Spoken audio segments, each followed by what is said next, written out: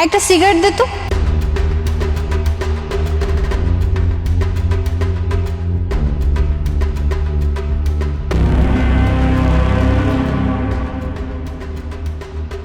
আচ্ছা ম্যাডাম, আপনি কি ওই যে সামনের ওই কোম্পানিতে চাকরি করেন? হ্যাঁ, কেন? ও, এই ম্যাডাম আপনার বেতন কত একটু জানতে পারি? কি কি জিজ্ঞেস করলি? তুই সামান্য একটা চায়ের দোকানের চার দোকানদারি করিস, আর তুই জিজ্ঞেস করছিস যে একটা মাল্টিন্যাশনাল কোম্পানিতে যে জব করে তার স্যালারি কত? এই, তোর কোনো যোগ্যতা আছে আমার সামনে দাঁড়িয়ে কথা বলার? হ্যাঁ, আবার তুই জিজ্ঞেস করছিস যে ওখানকার স্যালারি কত? না, এমনিতেই জিজ্ঞেসছিলাম আর কি। ফাউলজনি কোথাকার, ফার্দার ফার্দার যদি কখনো আর এই কথা বলিস না, তোর কিন্তু খবর আছে। আর হ্যাঁ, সিগারেটের দামটা বাকি খাতায় লিখে রাখ। একটা সিগারেট দিস তো।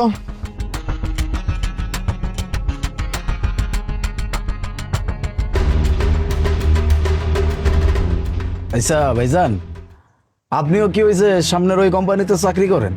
হ্যাঁ, কেন কি হয়েছে? ও না, মানে জিজ্ঞাসা চাইছিলাম যে আপনার বেতন কত? বাবা, তুই দেখি আদার ব্যবসায়ী জাহাজের খবর নিতেছস। মানে তোর কি এটা কাজ? মানে এই অফিস থেকে যাই আসুক সিগারেট নিতে বা চা নিতে, তার সাথে গল্প জোড়া দিবি, তার বেতন কত এগুলো শুনবি, আর তোর সাথে কি এইসব কথা বলার সময় আমার কাছে আছে? যত সব। এমনিই জিজ্ঞেসছিলাম আর কি। থাক, বাকির খাতা লেগে রাখিস, দিয়ে যাবো।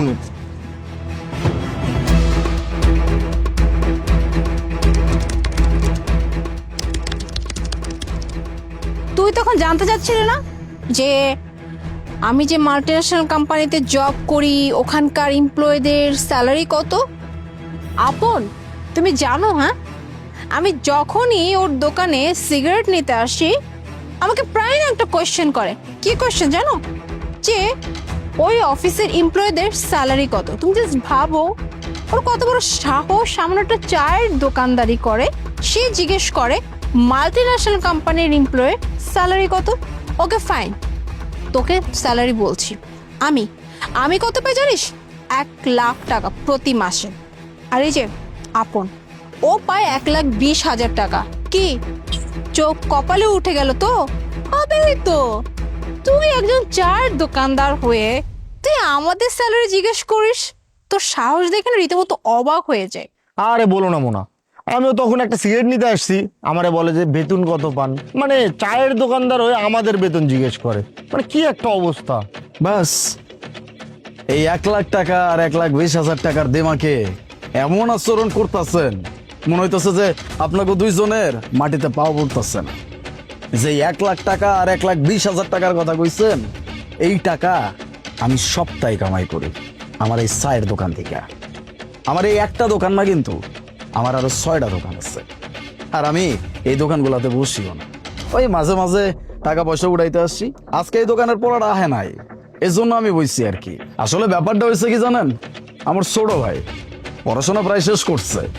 ও আমার ছোটবেলার থেকে কইতো, ভাইজান আমি বড় হইয়া পড়াশোনা শেষ কইরা মস্ত বড় একটা কোম্পানিতে চাকরি করব।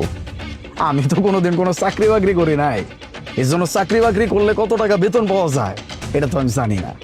আপনারা এত বড় একটা কোম্পানিতে চাকরি করেন, এই জন্য আপনাকে জিজ্ঞাসছিলাম যে আপনাকে বেতন আসলে কত। ওই যে আমার ছোট ভাই একটা বড় চাকরি করব এই চিন্তা করছে, এই জন্যই জানতে চাইছিলাম আর কি। কিন্তু আপনারা যে আচরণ করলেন, মনে হইতেছে যে আপনারা কোটিপতি, আপনাকে বহুত টাকা পয়সা, করেন তো মাত্র লাখ টাকার চাকরি, আর এটার জন্য এত দিমাগ। হ্যাঁ, যে চাকরি করেন এই চাকরিতে ওই যে দুপুরের খাওন খান না, এই খাওন খাওয়ার জন্য আপনার করে 20 মিনিট 30 মিনিট বা 1 ঘন্টা বাইধা দেওয়া থাকে। আমার কিন্তু তা না, নিজের ব্যবসা। নিজের ব্যবসা যখন মন চাই বাইরে হয়ে যাই, যখন মন চাই দোকান খুলি, মন চাইলে ব্যবসা করি, না মন চাইলে করি না। আমার কারো কাছে কোনো কৈফিয়ত দেওয়া লাগে না।